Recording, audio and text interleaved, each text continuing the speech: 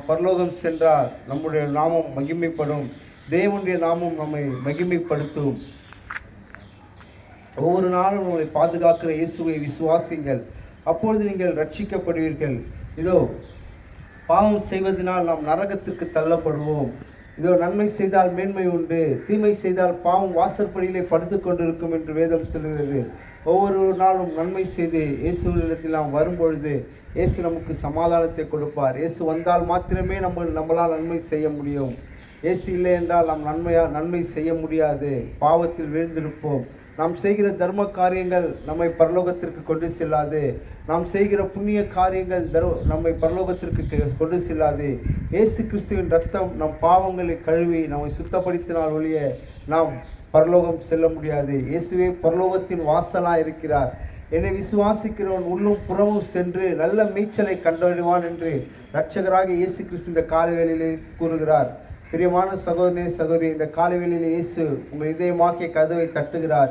இதோ ஒருவனின் சத்தத்தை கேட்டு தன் இதயமாகிய கதவை எனக்கு திறந்து கொடுத்தால் நான் அவனுக்குள் பிரவேசித்து நான் போஜனம் பண்ணுவேன், அவனும் என்னோடு கூட போஜனம் பண்ணுவான் என்று இயேசு கிறிஸ்துவினுடைய வார்த்தைகள் மிகவும் மேன்மையானது, ஒருவனையும் அது கீழே தள்ளாதது. இயேசு சொன்னார், வருத்தப்பட்டு பாரம் சுமக்கிறவர்களே, நீங்கள் எல்லாரும் என்னிடத்தில் வாருங்கள், நான் உங்களுக்கு இளைப்பாறுதலை தருவேன்.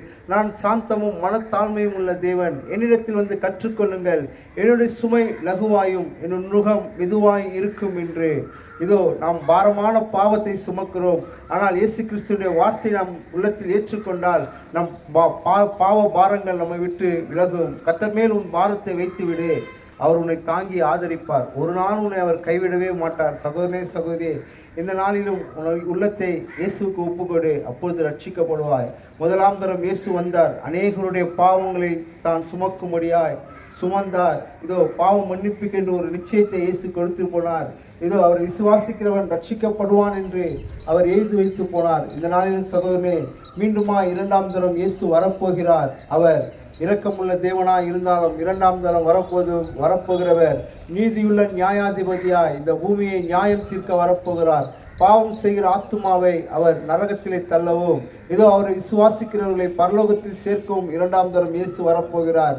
நீ நரகத்திலே தள்ளப்படாதபடி அவரை விசுவாசித்து பரலோகத்தில் சேர்க்கப்பட உன் இருதயத்தை ஒப்பு கொடுப்பாயானால் இந்த காலை வேளையிலே நீ ரட்சிக்கப்படுவாய், பாவத்திலிருந்து விடுதலையாக்கப்படுவாய். இயேசு கிறிஸ்து மிக சீக்கிரம் வரப்போகிறார்.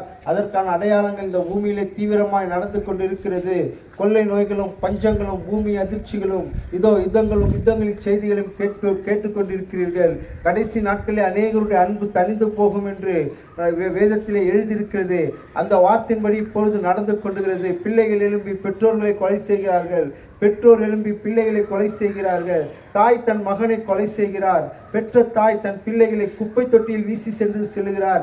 இதெல்லாம் கடைசி நாட்களுக்கான அடையாளம். சகோதரனே, இப்பொழுதே மனம் திரும்பு, பரலோக ராஜ்யம் சமீபமாக இருக்கிறது. இந்த வார்த்தை பேசிக்கொண்டிருக்கிற நாங்கள் இனி இந்த பகுதி வருவோமா என்று தெரியாது. இந்த நாளிலே இயேசு கிறிஸ்து அதிசீக்கிரத்தில் வரப்போகிறார். இதோ கர்த்தருக்கு சித்தமானால் உங்களை ஒப்புக்கொடுங்கள். கர்த்தர் உங்களை விரும்புகிறார், உங்களை நேசிக்கிறார். நீங்கள் பாவத்திலே மறைந்து போகக்கூடாது, மரித்து போகக்கூடாது என்று உங்களை நேசிக்கிறார். சகோதரனே, உங்கள் வாழ்வை கர்த்தருக்கு ஒப்புக்கொடுங்கள். இயேசு உங்களை ஆசீர்வதிப்பார். உங்களுக்கு ஜெபம் வேணா எங்கள் மத்தியில் வாங்க, உங்களுக்காக நாங்கள் ஜெபிக்க ஆயத்தப்பட்டிருக்கிறோம். அருகில் உள்ள சபைக்கு போங்க. இயேசு உங்களை நேசிக்கிறார். உன் தேவனாக இயேசுவை சந்திக்கும்படி ஆயத்தப்படு. அவர் வருகை மிக சமீபமாக இருக்கிறது. இயேசு உங்களை நேசிக்கிறார். ஆமென். அல்லேலூயா.